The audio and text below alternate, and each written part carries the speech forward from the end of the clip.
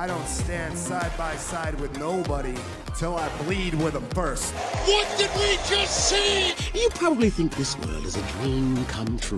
When I step into this ring, yeah, bro, I am addicted. Don't sleep on Luca! Maybe tomorrow we'll all wear 42. If you fight for your dreams will fight for you. Let me start this off by saying that I am not at all familiar with Rev Pro. I've heard about the promotion, but never really tuned into any of their matches.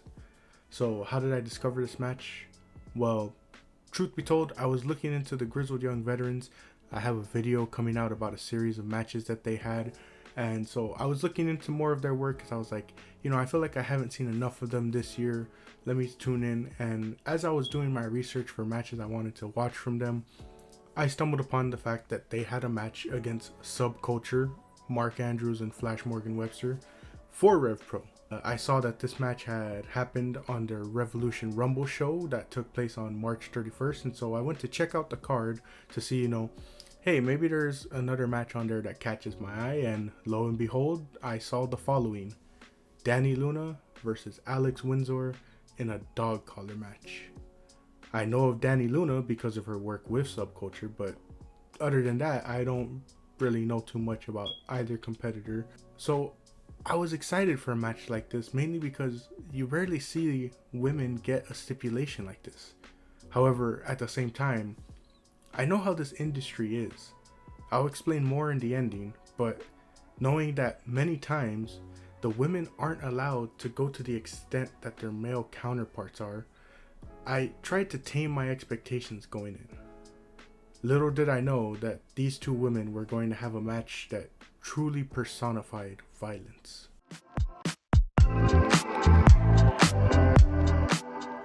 So like I said, I don't know anything about Rev Pro, but thankfully, commentary is there to help fill in the holes that I have. First off, Alex Windsor is the previous champion, holding the title for 769 days. She had faced Luna during this reign twice, once in a four-way and another in singles competition. Finally, at the end of last year, Luna dethroned Windsor. Looking to get her title back, things have escalated to this point, and it was Windsor's use of a chain that sparked the idea for this match's stipulation. Starting off, I just have to say that Dani Luna looks like such a beast, not only dressed for war, but carrying 3 belts with her. Along with this, Windsor is wearing a shirt of Luna with a spray painted X over it. The match starts as the collar is put on both women. If you have never seen one, a dog collar match sees both competitors wear dog collars with a chain that links them together. The match can only be won through pinfall, submission, or referee's discretion. After both women are linked, the two begin to pull apart to test the lengths of the chain. Afterwards, it is straight into war. Windsor gets the first chain shot on Luna. Luna comes back with some offense and Windsor tries to leave, only to get dragged back in through the chain. Luna begins tossing Windsor around the ring with the chain. Luna gets Windsor in the corner and attempts to start landing punches with the chain, but Windsor escapes from underneath and drags Luna down. Windsor then wraps the chain and strikes Luna right in the head. When the camera pans back to Luna, she is already bleeding. Windsor then gets Luna trapped between the ring posts and drags her repeatedly into the post. She then wraps Luna up and traps her to that post. Windsor then gets a chair, but Luna pulls the chain, causing Windsor to not only hit the post, but hit the post holding the chair head first. In the ring, Luna goes head first into the chair from a drop toe hold, and then Windsor proceeds to hit a sidewalk slam on the seated chair that creates a deep fold into the chair. Windsor sets the chair up in the corner, only for Luna to hit her head first into that chair. Luna hits a series of German suplexes, but it isn't enough to put Windsor away. After this, the weapons violence takes a break to sort of focus on a more physical violence. There is a mix of stiff strikes, clotheslines to Dani Luna, who's trapped in the ropes, and then we see a cool spot where Luna sets the chain up in a way that when Windsor's coming back, she gets clotheslined by the chain itself. There is a power driver to Windsor on the ring apron, which is pretty sick. And then it is Windsor's time to shed some crimson as Luna starts laying in punches on Windsor's head with the chain wrapped around her fist. The two go back and forth before Windsor gets the upper hand. With space created between them, Windsor decides to reintroduce weapons to this match and brings in this sort of metal crate slash cage, a doggy cage for a dog collar match. She shoves Luna in there and proceeds to slam the door repeatedly on her. She even drop kicks the door shut on Luna. After fighting on the ropes, we see Luna grab Windsor and hit a driver that barely grazes the cage. Not satisfied, the crowd chants one more time and Luna obliges. Luna plants Windsor with a suplex, this time on the very top of the cage, and creates a very huge crater in that top of the cage. We then get a segment of the two exchanging clotheslines in the middle of the ring.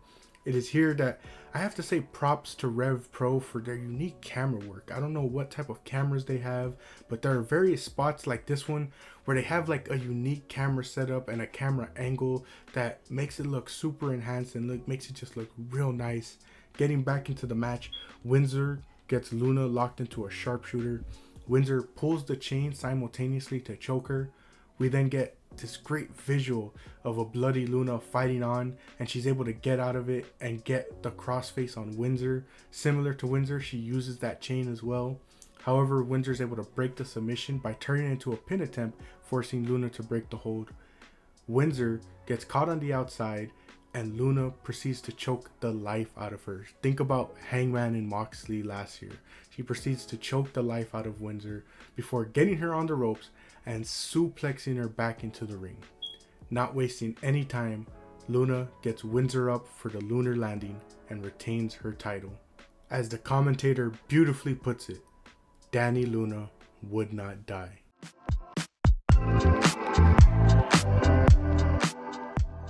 As I said at the beginning, I went in with low expectations.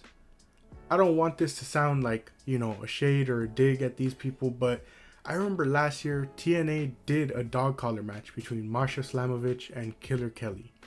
A perfect pairing for such a match type. And yet, there wasn't any blood, and if there was, it was so little that I don't remember it. And you may be asking, why is that so important? Well, look at the stipulation. It is one that calls for violence. It rarely makes an appearance, and when it does, it's for feuds that reach that level of violence and intensity. Blood can play an important role in a story if used properly. However, when it comes to the women in this industry, they sadly don't get the same treatment as their male counterparts. It was only in this past decade that they were allowed to have matches of similar stipulations in some of these big companies. TNA allowed for some in their early ages, but again, it was rarely to the level of the men. And that's my main point here with really this match and why I love it so much. Stop treating these women like delicate flowers. By not allowing them to wrestle like their male counterparts, you are continuing the trend of not only holding back women's wrestling, but feeding into the stupid stereotypes and ideals that have been developed around women's wrestling. If you don't present them on the same level, then people are never going to invest in them the ways that they have in others. Let the women have the same type of matches as the men. Let the women bleed. Give them the ball and let them run with it. We have seen it work wonders time after time.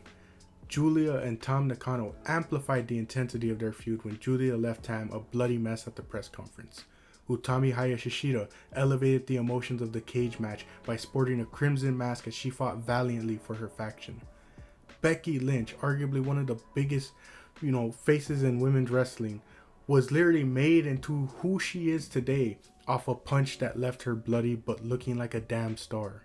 Wrestling constantly evolves and progresses with each passing year. Let the coming years be the one that women are allowed to be just as violent.